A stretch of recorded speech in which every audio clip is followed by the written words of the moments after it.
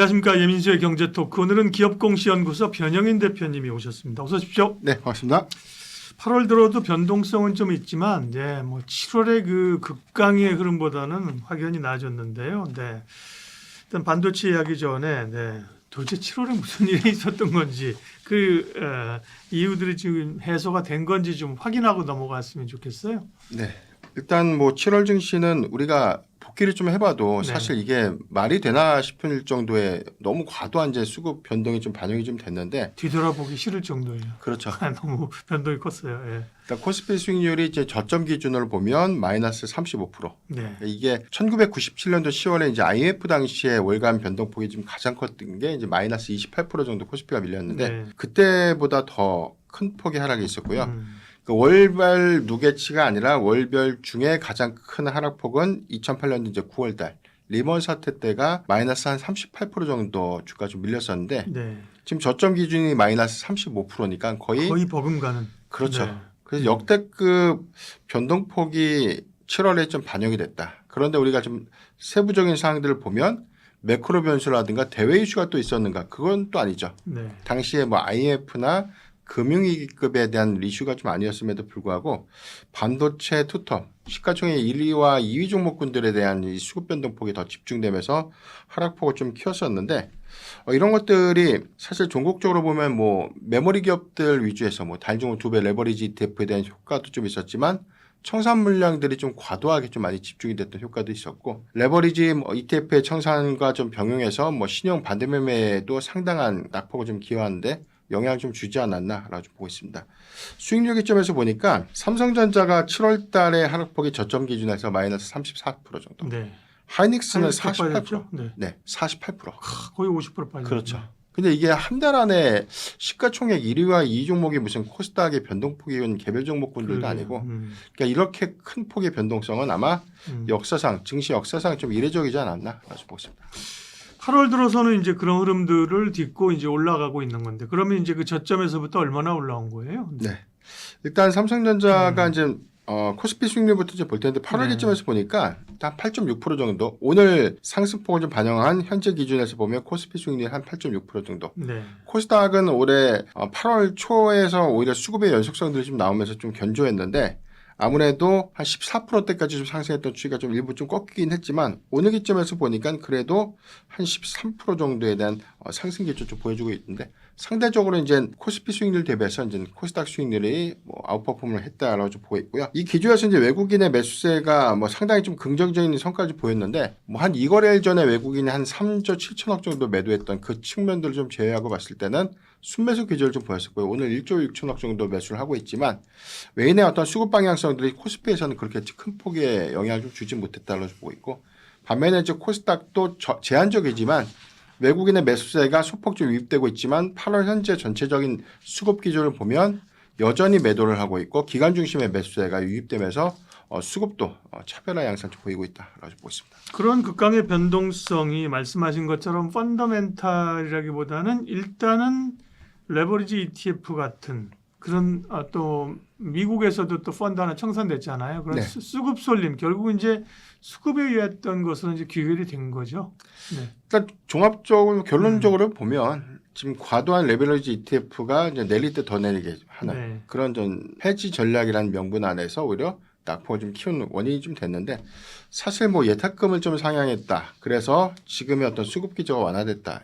이건 정책적인 효과도 일부 있겠지만 제가 보는 시각은 사실 7월 마지막 주차에 너무나 과도한 청산이 있었죠. 거의 레버리지 ETF의 청산 비율 한 95% 정도. 신용잔고도 통계치를 보면 한 달 기준에서 신용잔고 한 38조 정도로 좀 제가 기억을 하는데 27조까지 좀 내려갔죠. 그 폭이 이제 8월 초에 확인됐을 때가 10조 원가량이 좀 증발했다가 최근에 한 2조 정도 더 증가된 모습 보이고 있지만 그래도 이게 2주 만에 10조 원가량의 신용 잔고가 좀 줄었다. 이건 좀 굉장히 좀 빠른 시간 안에 이 큰 폭의 어떤 이 매도세가 좀 반영됐다라고 좀 판단이 좀 되고 있고 두 번째는 일단 이 과도한 레버리지 ETF에 대한 규제 이게 사실상 예탁금 상향을 좀 한다고 하더라도 거래대금 관점에서 보면 5월 27일에 좀 출시되고 나서 거래대금이 초기에는 한 평균적으로 한 8조 원 정도 이렇게 좀 예상이 됐다가 이제 6월 달 기점에서 한 평균 10조 정도 좀 거래가 됐다가 최근 계좌에서 보니까 많아야 한 1조 2천억 정도, 적게는 한 8천억 정도. 그러니까 10분의 1 수준으로 좀 네. 급감하다 보니까 이게 사실상 뭐 장 후반에 조금 더 밀리게 했던 영향들 이런 것들이 좀 제한적이면서 코스닥도 상대적으로 수급적인 좀 이점을 좀 반영시키면서 8월 양상은 반도체 투톱이 좀 밀릴 때도 불구하고 비교적 좀 견조한 수급 흐름을 좀 잘 유지하고 있지 않나라고 보십니다. 네. 그리고 사실 제일 우려했던 것들이 또 이제 그 소위 통 큰 자들, 하이퍼스케일러들의 AI 투자가 이어질 것인가였는데 그 부분은 일단 투자는 계속한다. 네. 그 확인이 된 거죠. 그렇죠. 네. 최근 이 리포트 커버 새로운 내용들을 좀 종합해 보니까 네. 지금 컨센 기준에서도 2027년도에 대한 추정치도 굉장히 좀 올라갔습니다. 그러니까 CPS 기업들의 경우에도 일단 이 구글이 한 48% 정도 캐펙스 투자 기조를 좀 늘렸고 네. 여기도 해서 뭐 메타가 좀 보수적이지 않을까라는 전망이 나왔는데 다행히도 한 35% 정도 상향. 아마존이 생각보다 캐펙스 투자 규모가 좀 크진 않아요. 다만 그 범위가 좀 넓고 전체 용량이 좀 크기 때문에 한 16% 정도 일단 상향 제시는 좀 했지만 일단 투자 규모를 좀 감안할 때 저는 계속해서 좀 상향 유지되는 시그널들은 올해가 아니라 좀 내년까지 좀 이어질 수 있다라고 보고 있는데 아무래도 최근 기조에서 보면 국채 금리에 대한 변동성이 좀 커지고 있고 일본도 지금 10월에서 이제 9월 달로 이제 금리를 인상할 수 있다. 1개월 당겨서 좀 인상할 수 있다. 이런 네. 우려감들이 좀 나오다 보니까 아무래도 이제 고금리 장기화 부담 부분들은 외부 자금 조달을 통해서 투자를 해야 되는 CPS 기업들의 상당히 좀 부담 요인들이 좀 될 수 있겠고 이게 종국적으로 이제 캐펙스 투자 기조를 좀 보수적으로 좀 선회되지 않을까라는 논리를 좀 만들어내면서 메모리 기업들이 최근에 좀 잘 가던 주가가 좀 꺾이는 그런 기조가 좀 됐는데 저는 이거는 뭐 이란 리스크에 대한 영향이 단기적으로 좀 크게 좀 작용했던 측면들이 있다라고 좀 보이기 때문에 종국적으로 이란 리스크가 완화될 수 있는 부분들, 종전에 대한 내용들이 좀 더 구체화되는 그런 방향성들이 좀 명확해진다면 국채 금리도 이제 소폭 안정화 단계 접어들 수 있지 않을까라고 보고 있는데 일단 변수 요인이 이란 리스크가 좀 장기화될 수 있는 요인들이고 지금 현재 뭐 트럼프 대통령도 호르무즈 해협에 대한 뭐 협상, 뭐 추가적인 휴전 합의에 대한 내용들 이제 없다라고 좀 선을 좀 그어놓은 상태이기 때문에 이게 얼마나 더 장기화가 좀 될 수 있고 이 영향이 채권 내지는 뭐 금리 경로에 영향을 줄까 이게 좀 변수가 좀 될 것 같긴 합니다. 네. 그 사실 우리가 얘기했던 뭐 레버리지 ETF 이런 거야 뭐 지나가는 거인데 지금 말씀하신 금리 이런 것들은 지속적으로 이제 시장의 발목을 잡을 것 같고요. 그 빅테크들의 투자도 사실은 또 묽어질 수 있죠. 이게 처음 아니고 작년에 몇 차례 그죠? 네, 그런 그렇죠. 우려가 있었거든요. 다 지나가다가 또 다시 이제 뭔가 시장이 불안할 때쯤 이런 얘기가 나옵니다. 특별히 이제 엔비디아가 돈을 빌려주는 순환금융 얘기가 많았고요, 네네. 그죠? 돈을 빌려주고 자기는 씹사게 하고 네. 이번에는 거기에 이제 월가의 금융기관들까지 참전을 했단 말이죠, 그죠? 네. 이 부분은 어떻게 해석하세요? 수급적인 노이즈 측면에서 보면 메모리 기업들에게는 이게 악재일 거라는 생각이 좀 들었고요. 일단 뭐 하이퍼스케일러들은 당연히 이제 재무적인 부담이 좀 가중될 수 있는 요소니까 네.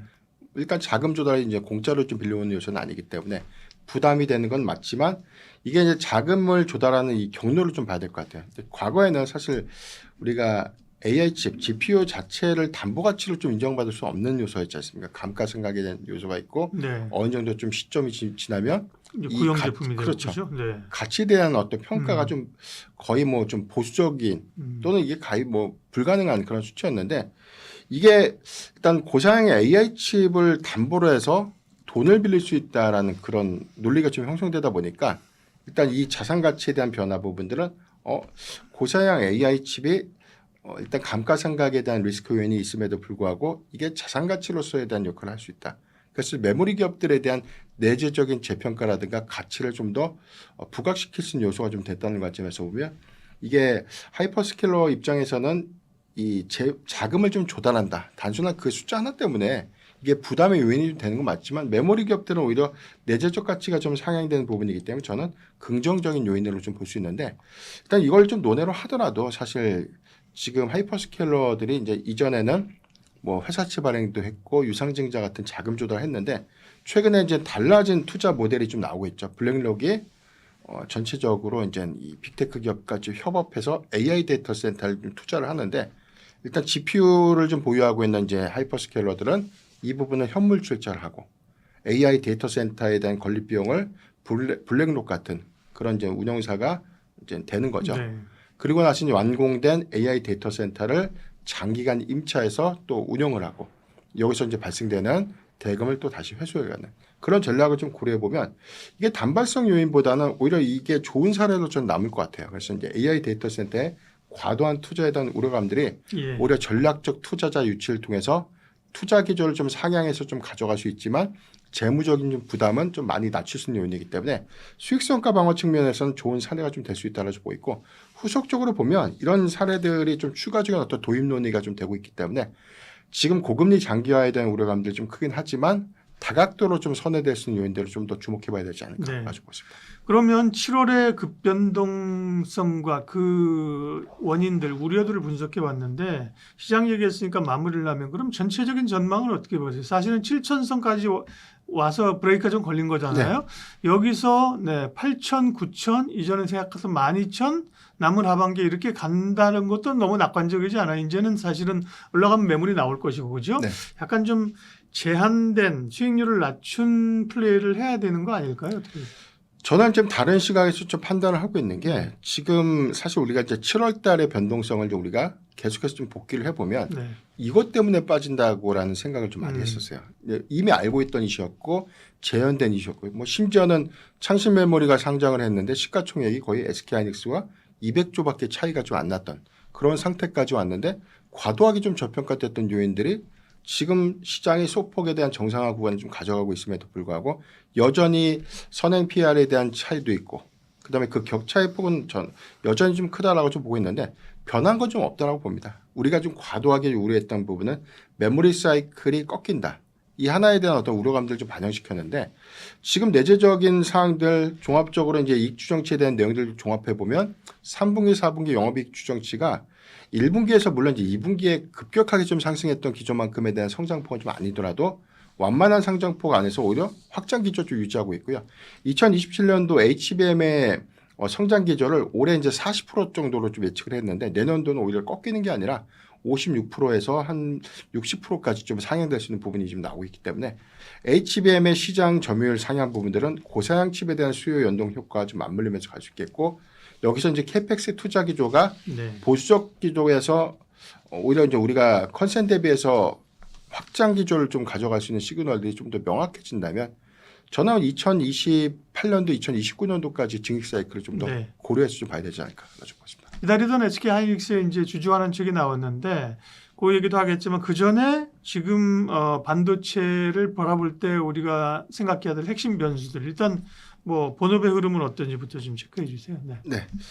일단 2분기 실적에 대한 내용을 보면 삼성전자는 사실 일회성 비용을 좀 제거하고 봤을 때 컨센 상당했죠.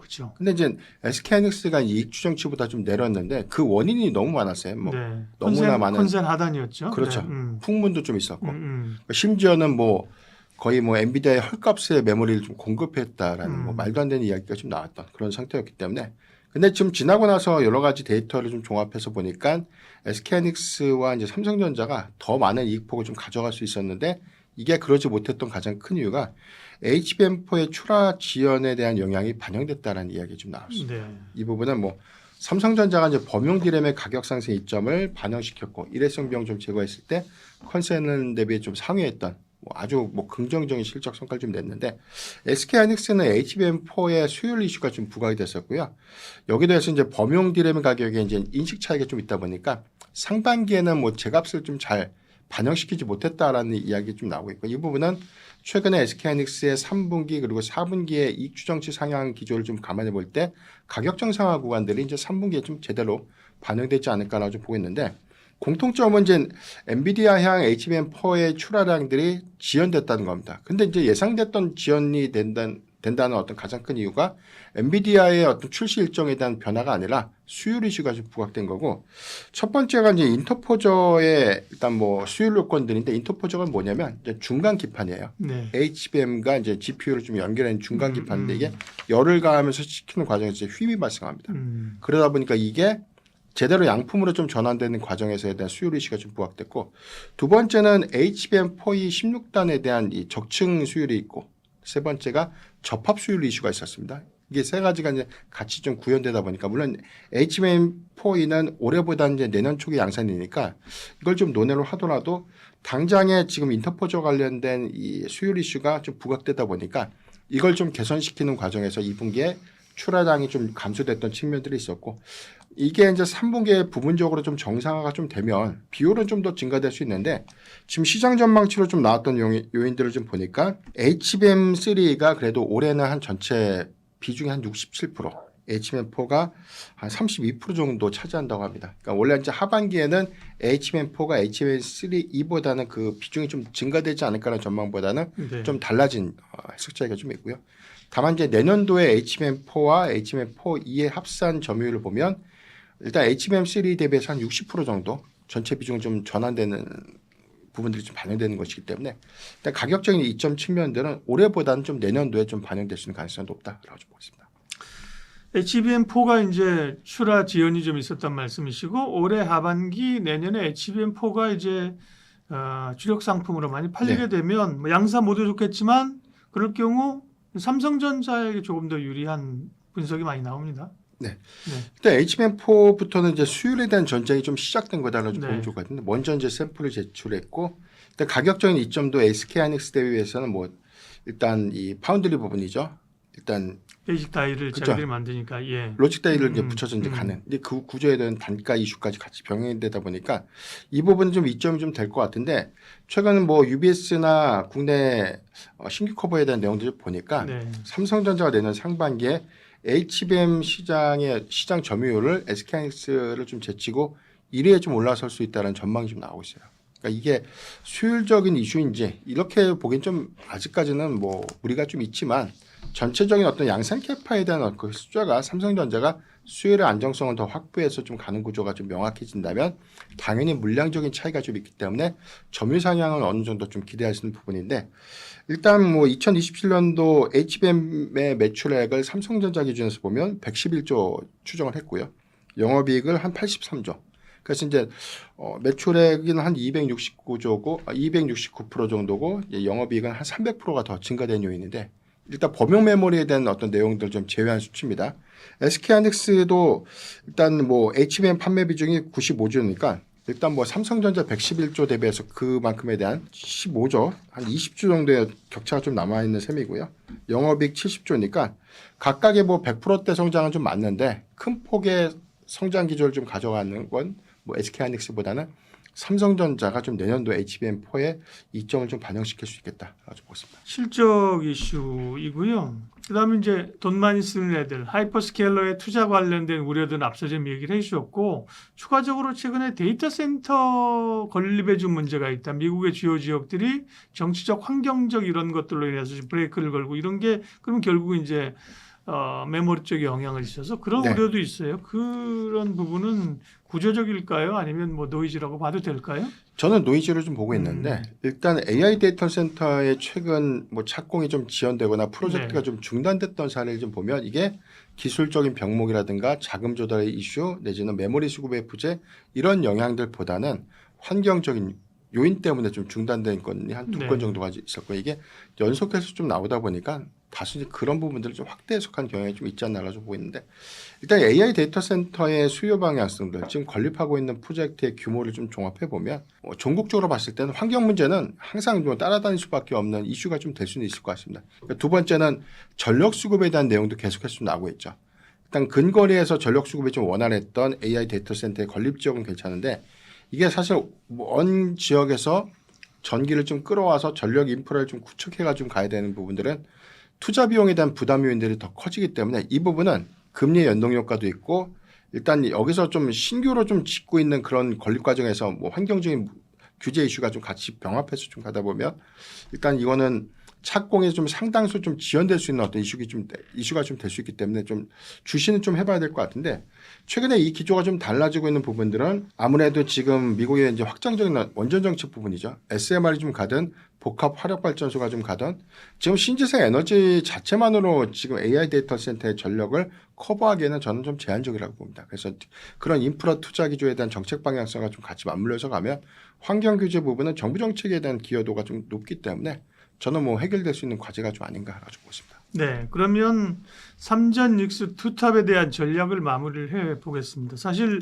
저점에서는 둘 다 올라왔는데 네. 삼성전자가 먼저 이 주요 이제 흐름상 먼저 치고 왔고 그죠? 하이닉스가 쫓아온 흐름인데 두 회사 공이 사실은 추세적으로 이제 타고 간다. 네. 기술적으로 그렇게까지는 아직은 아니거든요, 그죠? 주요 이평선의 테스트를 받고 있는 상황인데 이제부터 다시 추세적인 상승세로 두 기업은 갈 것인가? 그다음에 사실 주주환원 책이 하이닉스도 나왔고 그죠? 네. 뭐 전자도 또 나올 게 있는데 종합해서 또 두 회사를 어떻게 바라봐야 되는 것인지 투탑에 대한 전략 마무리해 주십시오. 네.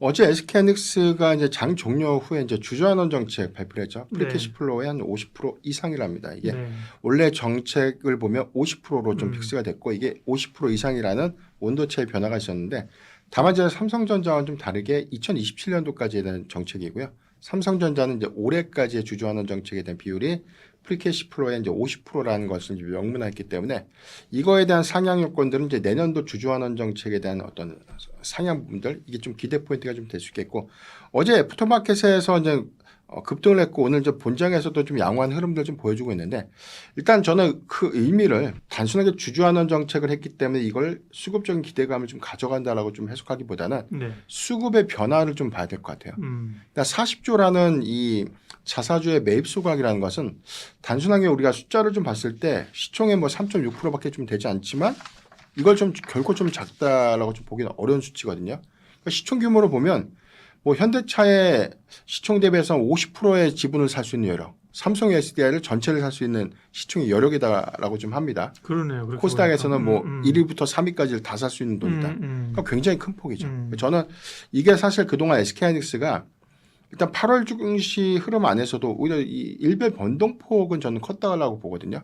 그래서 오늘부터 이제 11월 19일까지 매입되고 있는 자사주의 규모를 좀 고려해 볼 때 아무리 이제 시장에 변동성이 좀 있다고 하더라도 하방을 좀 상당히 좀 지지해 줄 수 있는 역할을 좀 할 수 있겠다라고 보고 있고 오히려 상방에 대한 흐름들이 좀 더 가속화될 때 오히려 그 상방도 좀 이끌 수 있는 주체의 역할을 좀 할 수도 있다라고 좀 보고 있기 때문에 오히려 이런 요건들에 대한 어떤 불확실성을 좀 보기보다는 일단 자사주 매입 효과에 대한 기대감 이걸 좀 봐야 될 것 같고 두 번째는 일단 10월 달에 이제 특별 배당 요건들을 발표한다고 합니다. 지금 프리캐시 플로우에 대한 내용들 봤을 때 보수적으로 이제 110조의 절반이었으니까 55조에서 60조를 좀 예상을 했는데 40조를 빼면 20조밖에 이제 주는 이제 몫이 적어드니까 그럼 배당 기인도가 좀 떨어지는 것 아닌가 이렇게 좀 봤는데 이걸 이제 90조까지 좀 상향을 한다는 이야기가 있죠. 그러다 보면 특별 배당에 대한 비율 요건들 크게 좀 반영될 수 있는 요인이기 때문에 저는 SK하이닉스의 뭐 특별 배당 요건들이 좀 추가적으로 좀 발표되는 시점들 이거는 중간 배당 성격이라든가 이제 기말 배당 중간 배당 성격이나 분기 배당의 어떤 성격보다는 기말 배당의 유입 효과를 좀 크게 가져올 수 있는 부분이기 때문에 연말까지 오히려 수급적인 기조를 외인 중심으로 더 크게 반영시킬 수 있는 중요한 저는 체크 포인트가 좀 될 수 있다라고 보고 있고요. 삼성전자 마지막으로 좀 말씀드리는데 프리캐시 플로우에 대한 비율이 아무래도 SK하이닉스 대비해서 큽니다. 260조의 절반이니까 이제 130조가 좀 모수가 되고요. 여기서 지금 정규 배당액을 9조 8천억 정도 추정을 좀 하고 있는데 이걸 좀 차감하면 120조가 좀 남고 지금 자사주를 사서 이제 임직원 성과금을 준다라고 했으니까 그 비율과 추가적인 매입 비중을 보면 보수적으로 이제 40조에서 50조라고 좀 추정이 좀 되고 있고 그래서 합산적으로 해서 이걸 다 차감하고 보더라도 일단 현금 배당의 재원은 70조에서 많게는 한 90조까지 좀 줄 수 있는 여력입니다. 그래서 지금 증권사 리포트에 상단 기준의 특별 배당 요건 기재 보니까 17,000원 주당. 그럼 이걸 25만 원의 시가 배당률 적용하니까 7%대 시가 배당이 나오는 거죠. 대단히 높네요. 예. 그래서 이 부분들에 대한 구체화된 메시지가 아직 삼성전자의 뭐 주주환원 정책 발표가 좀 되지 않았지만 저는 SK하이닉스의 이 큰 상승폭만큼 충분한 시장의 기대 요인들 심어줄 수 있다라고 보고 있습니다. 뭔가 좀 2차전도 이제 그죠? 네. 분위기 자체는 네. 좀 무르익는다, 좀 분위기 이런 느낌을 좀 네. 받게 되는데요. 최근에 지수 비교해서 2차전지들 수익률 동향은 어떻습니까? 일단 5월달, 6월달 그러니까 올해 상반기 연간 상반기까지에 대한 전체 수익률 보면 뭐 고점 대비해서 그 낙폭이 굉장히 좀 깊었는데 네. 7월에 마지막 주차에 수급 변동이 좀 심화됐던 것에 좀 대비해서는 8월에 그 수익률 격차는 굉장히 좀 견조했습니다. 일단 8월 현재 SP 수익률이 오늘 기점에서 이제 8.6% 정도 상승을 했고요. 어제 개별 종목군들에 대한 배터리 셀사 수익률 좀 집계를 해보니까 삼성 SDI가 한 25.6% 정도, 오늘 3% 정도 더 올랐으니까 한 28% 정도가 됐고요. SK 이노베이션 한 20%대, LG 에너지 솔루션 한 13%대. 그러니까 지수 수익률 대비해서는 상당히 좀 아웃퍼폼을 했고요.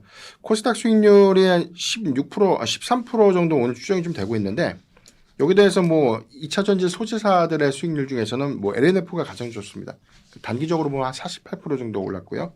포스코 퓨처엠이 오늘 상승분 좀 반영해서 한 25%대. 근데 이제 에코프로비엠과 에코프로의 경우에는 10.5%도 한 9%대. 그러니까 지수 수익률 대비해서는 조금 하회하는 그런 모습을 좀 보였는데 일단 섹터별 반등폭을 좀 다 가져가기보다는 종목별에 대한 수급도 다소 좀 희비를 좀 엇갈리는 모습을 보였다라고 좀 보면 좋을 것 같습니다. 그래도 역시 삼성 SDI하고 LNF가 다른 종목에 비해 수익률이 높았습니다. 그렇죠? 네. 시장에서 가장 관심이 있는 2차전지 종목이죠. 자, 2차전지 업황은 몇 가지로 나눠볼 수 있을 텐데 일단 EV 쪽 판매 동향은 어때요? 네, 올해 6월달 데이터까지 된 내용을 보면 네. 일부 전기차 배터리향 출하량들이 좀 상향되다 보니까 하반기에 정말 좀 좋아지는 것인가? 라는 의구심이 좀 있었고요. 일단 7월 데이터를 좀 보면 글로벌 판매량이 이제 185만 대입니다. 그래서 전년 동기 대비해서 한 8% 정도가 늘었는데 네. 다만 이제 월별 데이터 이제 6월달 200만 대 기준에서는 좀 하회를 했죠. 그래서 이제 시그널적인 지금 나오고 있는 데이터 지표를 보면 월간 데이터가 이제 6월 대비해서 증가한 것은 아니다. 뭐 아직 8월달 집계는 다 되진 않았지만 8월 10일까지 추정되고 있는 일부 데이터에 대한 내용을 인용해 보면 7월보다는 좀 양호한 흐름들 좀 예상하고 있기 때문에 네. 대체적으로 올해 2차전지 업황은 상저하고 흐름들을 좀 이어질 수 있지 않을까라고 보고 있는데 이게 뭐 비단 뭐 전기차 판매량에 대한 출하 비중들이 좀 높다 이런 내용들보다는 올해 좀 예정되고 있는 내용들을 봤을 때 일단 유럽 시장 중심에서 신차 판매에 대한 내용들 그리고 대규모 이제 프로모션 효과가 좀 3분기 내지는 4분기까지 좀 더 반영이 좀 되면 단기적인 어떤 출하 비중이 좀 상향되지 않을까라는 기대감도 좀 형성되고 있습니다. 네. EV 쪽 전기차 얘기했는데 결국은 지금 2차 전지를 보는 거는 전기차 쪽 EV 쪽은 숟가락 하나 얹어주면 더 좋은 거고 그죠? 네. 그것보다는 현실적으로 이제 ESS잖아요, 그죠? 네. ESS를 주목하고 있는데 ESS의 실적이 반영되고 있는 거냐, 늘어나고 있는 것이냐, 그게 또 실적이 어느 정도 반영되고 있는 건지 체크해 주십시오. 일단 ESS 부분은 우리가 상반기까지에 대한 기존 내용들 봤을 때 네. 예상보다 그 실적 반영이나 기업폭은 좀 크지 않았던 것 같아요. 일단 뭐 LG 에너지 솔루션이 1분기 때 일단 뭐 사상 최대 ESS 수주한 거 좀 체결을 했는데 이게 리드 타임 좀 고려해 보면 6개월에서 한 1년 정도 된 납기를 좀 가져갑니다. 그런데 예상보다 좀 저조했기 때문에 AMPC 공제를 제거하고 봤을 때도 적자를 좀 냈고 반면에 이제 삼성 SDI가 7개 분기마다 이제 흑자를 좀 냈는데 여기서 뭐 ESS의 성과라기보다는 이제 유럽향 집중도가 좀 좋았기 때문에 이 부분은 뭐 BMW라든가 벤츠향 일단 이 주문 물량들 여기 대해서 이제 유럽의 전기차 판매 비중이 뭐 상반기 대비해서는 굉장히 좀 견조한 흐름들 재차 좀 이어가고 있는 그런 기조 효과들이 좀 이어지다 보니까 상대적인 이점을 좀 반영시켰다라고 보고 있는데 사실 ESS 부분에 대한 출하 비중은 일단 뭐 실적에 대한 기업폭은 좀 낮았지만 전체 출하 비중들은 좀 굉장히 큰 폭으로 좀 반영이 됐습니다. 올해 상반기쯤에서 보면 ESS 배터리 출하량이 지금 461기가와트시 규모로 이제 전년 동기 대비해서는 한 71% 정도가 좀 증가가 좀 됐었고요. 이 중에 이제 북미 출하량이 한 76기가와트시 규모니까 한 8.6% 정도에 대한 비중을 좀 차지하고 있는데 그러니까 일시적으로 이 규모가 작년 대비해서 굉장히 큰 폭으로 좀 증가가 됐는데 왜 LG 에너지 솔루션과 그 이외 기업들에 대한 실적은 왜 이렇게 큰 폭의 기여가 좀 안 됐을까라는 의구심이 좀 있죠. 다만 이거는 고객사에 대한 어떤 공급을 의미한 것이 아니라 이제 양산 비중에 대한 어떤 내용들이 종합적으로 좀 집계됐던 건데 이게 좀 찾아보니까 상반기 기점에서 보면 이제 2025년도에 이제 미국에서 이제 OBB 법안이 좀 제정이 됩니다. 여기서는 일단 중국산 배터리라든가 부품에 대한 어떤 규제, 그러니까 이 부분에 대해서 세액 공제, 그러니까 들어와서는 안 된다라는 어떤 이 공식 규제보다는 일단 세액 공제를 좀 줄 수 없다라는 논리가 좀 형성이 됐고 이게 예외 규정이 좀 됐던 게 2025년도 말까지 ESS 관련된 생산 체제를 이제 미국에서 만들 수 있는 것들. 그래서 이 부분에 대한 투자가 확정이 되면 세이프 하버라고 하는 그 자격 요건을 줍니다. 그래서 이제 세액 공제를 줄 수 있고 예외적인 어떤 조항을 반영시키면서 유예해 주는 제도인데 이게 좀 되다 보니까 대다수 기업들이 양산에 좀 집중하기보다는 세이프 하버의 자격 요건을 좀 취득하기 위해서 일단 프로젝트를 좀 많이 벌여놓은 거죠.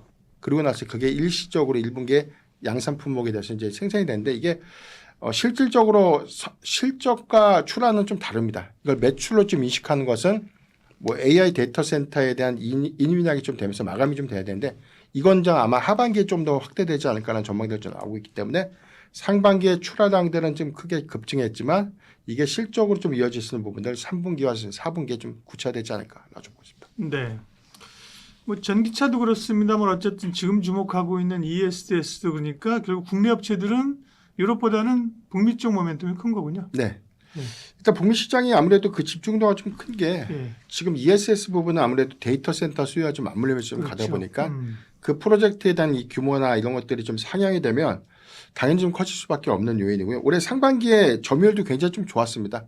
일단 매출로 좀 인식되지 못했다. 이거에 대한 격차는 우리가 하반기에 좀 어느 정도 조정이 될 수 있는 요지가 좀 있기 때문에 점유율 관점에서 보면 LG 에너지 솔루션과 삼성 SDI가 일단 합산 점유율 관점에서는 뭐 14%에서 20%까지 좀 점유율로 올라갔고요. 아마 이게 3분기에 전체 수주 연동 성과가 좀 더 크게 반영이 되면 한 25%까지 그 추정치 상향될 수 있는데 근거를 보면 이제 LG 에너지 솔루션의 경우에는 이미 미국 안에서 이제 유유 시설이죠. 배터리셀 출하 비중이 좀 낮다 보니까 이걸 ESS 라인으로 좀 전환시키면서 올해 이제 50기가와트시까지의 생산 캐파를 좀 늘리고요. 내년기쯤에서 70기가와트시까지 좀 늘리는 그런 전략을 좀 채택하고 있고 최근에 뭐 삼성 SDI 경우에는 GM과 이제 합작법인 설립이 지금 무산됐지 않습니까? 그래서 지분을 단독으로 인수했는데 이게 고정비에 대한 부담 효과가 좀 커지면 악재가 되는 것이 아닌가라는 의구심이 좀 있었는데 다행히도 이제 이 시설을 ESS 전용 라인으로 이제 전환시키는 것이죠. 그래서 지금은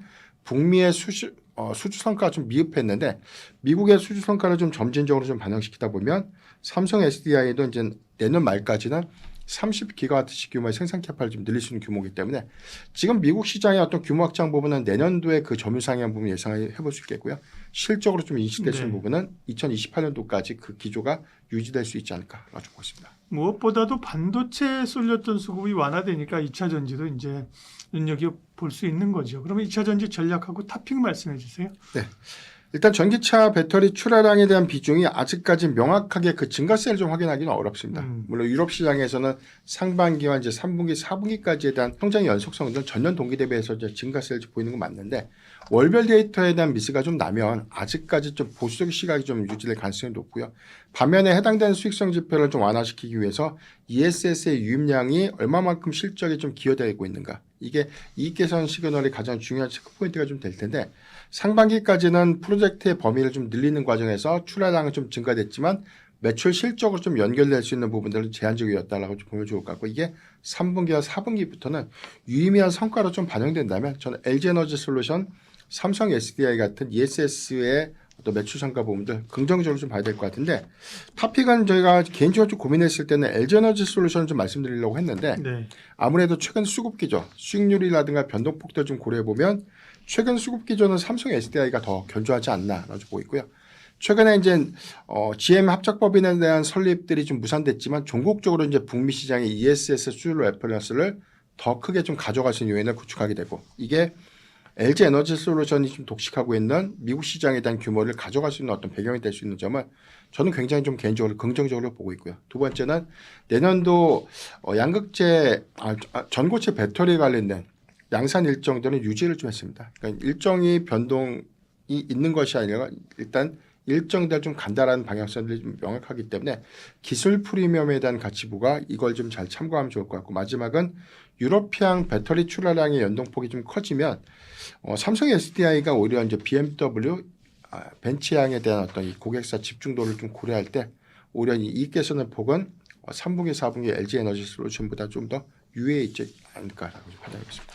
전자는 참 될 듯 오르는 듯 제자리인 듯 참 장기 투자하기 네. 어려운 참 기업이에요. 예. 일단 뭐 여러 가지 이슈가 있는데 먼저 뭐 수급이나 주가 동향부터 체크해 주십시오. 네. 아무래도 6월 2일 고점이 이제 46만 7,500원이다 보니까 예. 고점 대비 현재 주가 20만 원대 고려해 보면 그때 젠스랑 방한했을 때죠. 그렇죠. 그죠? 그때. 많이 내려가다 보니까 예, 그러니까. 최근에 반등이 그래도 유의미하게 좀 있었는데 네. 이게 체감효과 좀 떨어진 것 같아요. 예. 그런데 7월 말 수익률 대비해서 8월 현재 수익률 좀 대비해 보니까 29.9% 정도가 이제 상승한 거죠. 그러니까 이게 너무 이제 과도하게 좀 하락을 했었습니다. 46만 7,500원에서 저점이 14만 원대까지 좀 떨어졌다가 최근에 한 20만 원대, 24만 원대까지 좀 상승했던 기조를 좀 고려해 보면 일단 뭐 단기적인 반등폭은 좀 컸었고요. 일단 뭐 젠슨 시어 방한 성과가 너무 이제 성급하게 좀 반영되지 않았나. 그러니까 사업 재편에 대한 기대감이 네이버 같이 구체적인 뭐 AI 팩토리라는 MOU 성과 이런 것들이 좀 없다 보니까 일단 이게 뭐 단순한 회동 이상의 의미를 좀 부여하지 못했는데 후속적으로 보면 실무간 회담들을 좀 고려할 때 LG그룹이 저는 오히려 엔비디아와 협업 성과가 가장 좀 크지 않았나라고 보고 있고요. 일단 실무진들이 추가로 방문을 했고 최근에 이제 구강모 회장이 좀 방문하면서 네. MOU 성과 좀 나왔었는데 저는 이게 MOU라고 좀 보기보다는 굉장히 좀 법적 구속력을 좀 내포할 수 있는 수준의 상당한 사업의 어떤 진척 사항들이 이번에 좀 확인되지 않았나라고 좀 판단되고 있고 이거는 단순하게 첫 단계는 뭐 사업 협력이겠지만 하반기에 구체화된 어떤 계약 네. 요건들의 공동 사업 추진 부분들 이 부분 좀 관심 있게 좀 봐야 될 것 같은데 어쨌든 LG전자를 보면서 네. 지금 뭐 세탁기가 잘 팔린다, 건조기가 잘 팔린다, 가습기를 보는 건 아니잖아요, 그렇죠? 네네. 그럼 뭐 제일 그 관전 포인트 핵심 사업은 뭡니까? 일단 우리가 2분기 실적에서 네. 확인됐던 내용들은 뭐 생활 가전 부분들의 성과 좀 좋았고 네. 이 부분이 영업이익도 이제 사상 최고치였는데 이게 5천억 원 정도 되는 이제 관세환급을 좀 받았죠. 네. 그러니까 이걸 좀 제거하고 보면 1분기 대비해서 거의 뭐 선방하는 수준 정도 이익 기출 좀 가져갔는데 하반기 좀 더 기대될 수 있는 요인은 생활 가전이야 뭐 스포츠 이벤트 일정 효과 좀 반영됐다고 좀 차치하더라도 지금 칠러라고 불리고 있는 이제 냉각 시스템이죠. 시스템, 그렇죠. 그러니까 이게 네. 단순하게 냉각 시스템에 대한 의미를 두면서 SDC라고 좀 불리우고 있는 냉각 솔루션 턴키 공급 방식은 이제 엔비디아 이제 공식 인증 좀 받게 됐는데 그러니까 AI 데이터 센터 주로 이런 데 쓰는 거죠. 그렇죠. 네. 이제 이 부분에 대한 내용들이 네. 이번 이 MOU 성과에도 이제 포함이 좀 됐었고 종국적으로 이제 뭐 3분기니까 한 9월 정도에 2조 한 5천억 정도에 대한 수주 성과에 대한 기대감들이 좀 남아있기 때문에 이게 내년도에 이제 매출 인식 좀 반영시킨다라고 보면 저는 뭐 상당한 좀 기대 포인트가 좀 될 수 있다라고 보고 있고 두 번째는 로보틱스 사업 성과,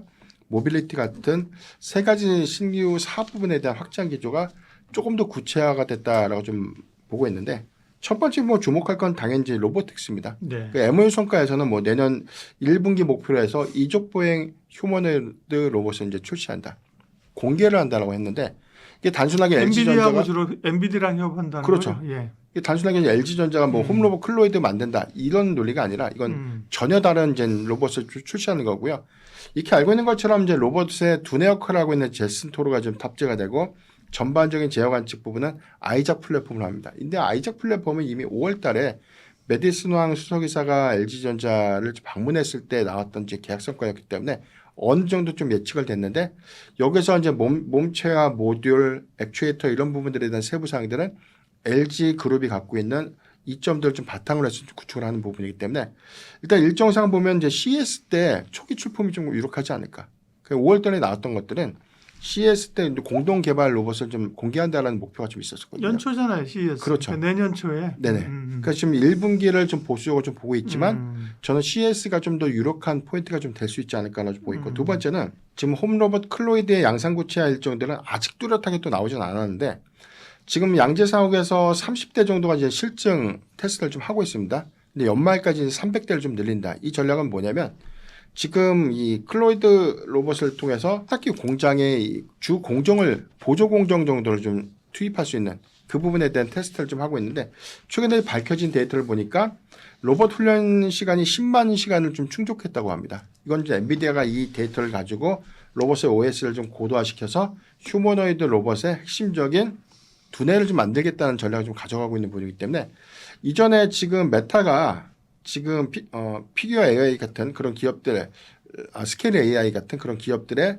이 로봇 OS 자산을 좀 획득해가지고 지금 로봇 기술의 고도화를 좀 이루고 있는데 그러니까 이와 좀 유사한 형태에서 핵심 자산을 활용해서 로봇의 OS를 같이 협업해서 한다는 부분들은 저는 굉장히 큰 폭의 사업 성과라고 좀 보고 있고 이게 아마 이제는 하반기니까 9월 달부터는 세부적인 사업에 대한 내용들 그리고 사업 재편에 대한 구체적인 좀 내용들이 좀 현실화가 되지 않을까라고 보십니다. 네. 로봇은 어쨌든 엔비디아하고 하는 거고요. 네. 또 좀 주목할 팩터는 또 뭐죠?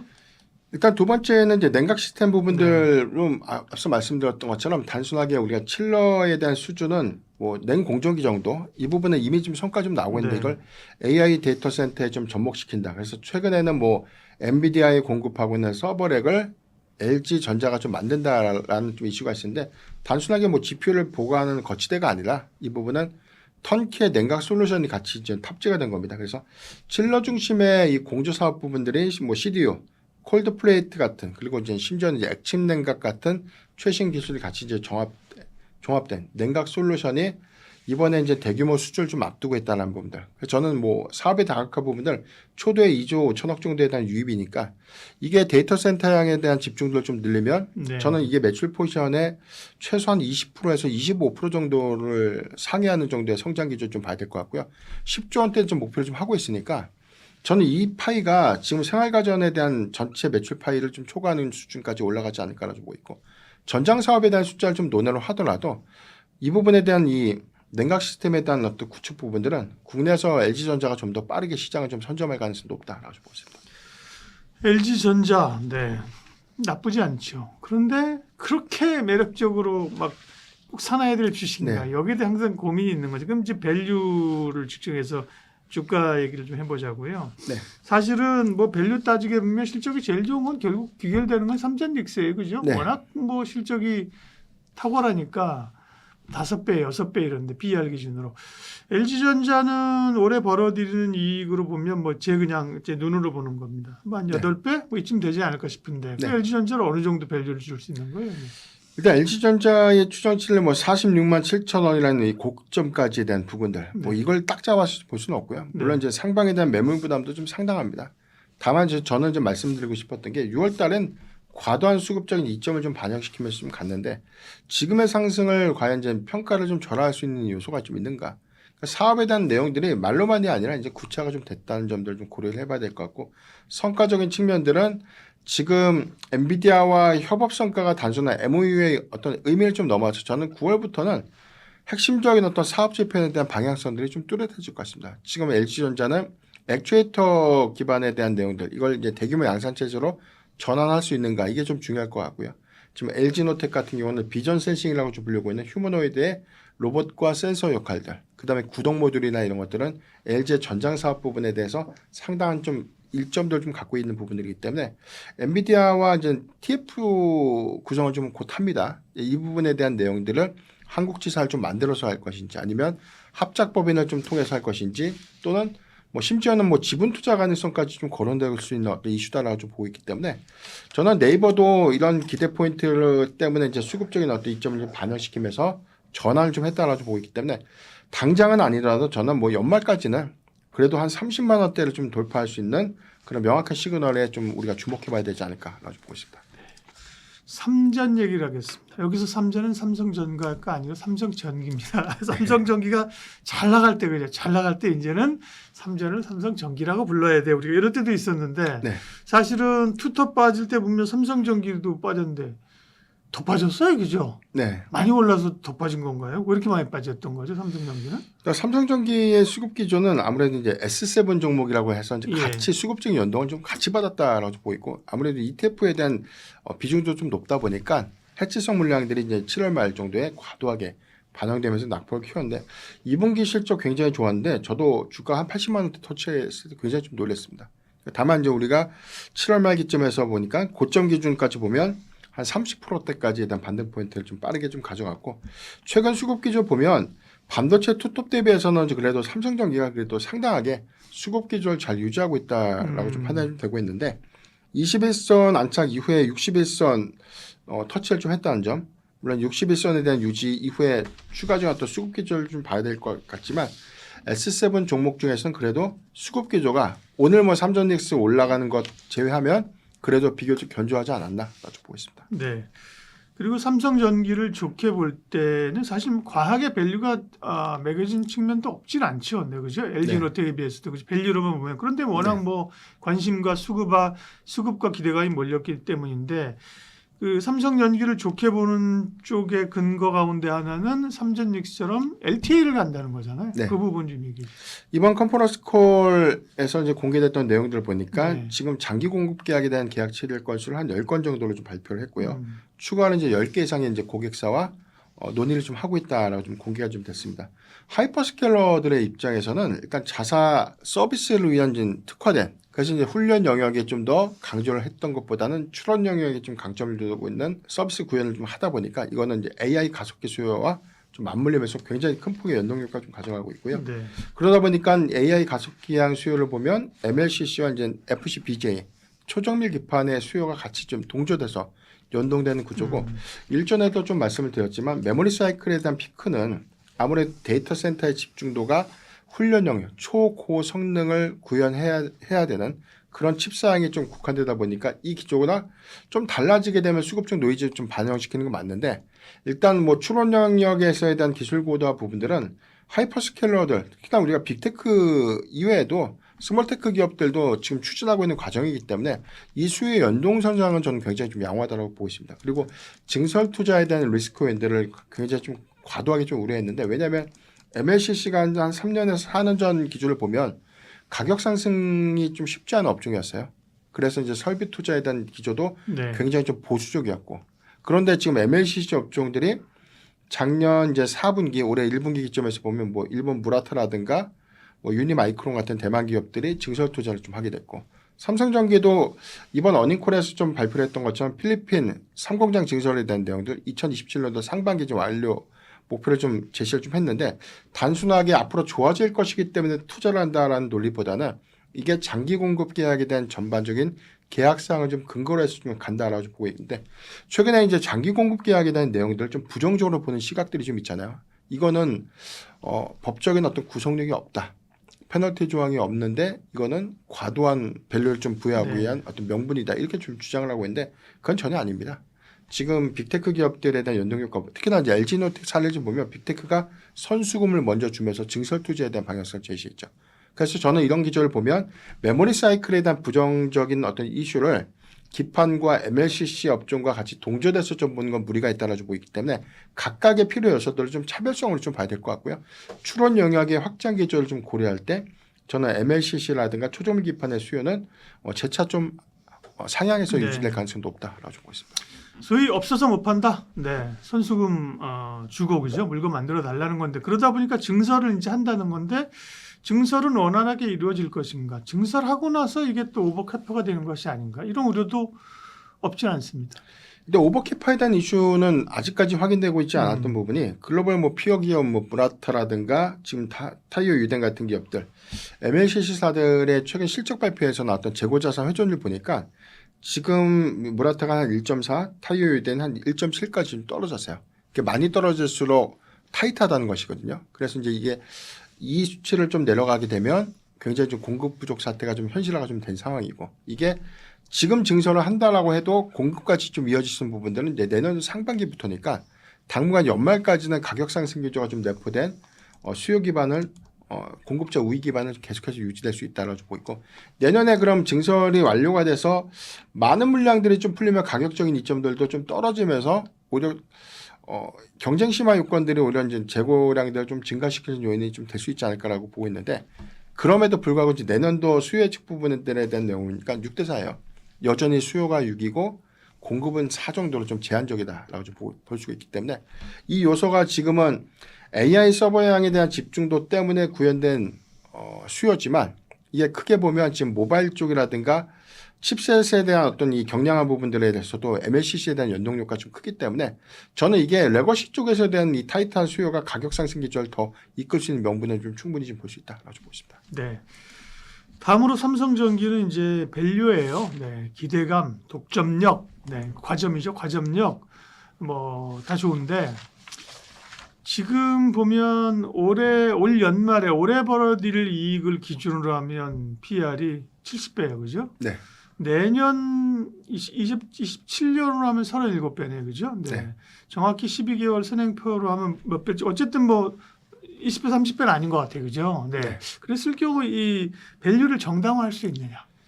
밸류 정상화 부분은 일단 현재 주가 상승 부분들은 앞으로 벌어들 돈에 대한 근거를 반영시켰다고 보고 있는데, 근데 사실 우리가 이제 240만 원대에 대한 체감 지수와 지금 130만 원대, 그러니까 우리가 네. 80만 원대까지 떨어졌던 물론 것들 목표가는 뭐 300만 원까지 나와 있고 네, 그렇잖아요. 그렇죠. 예.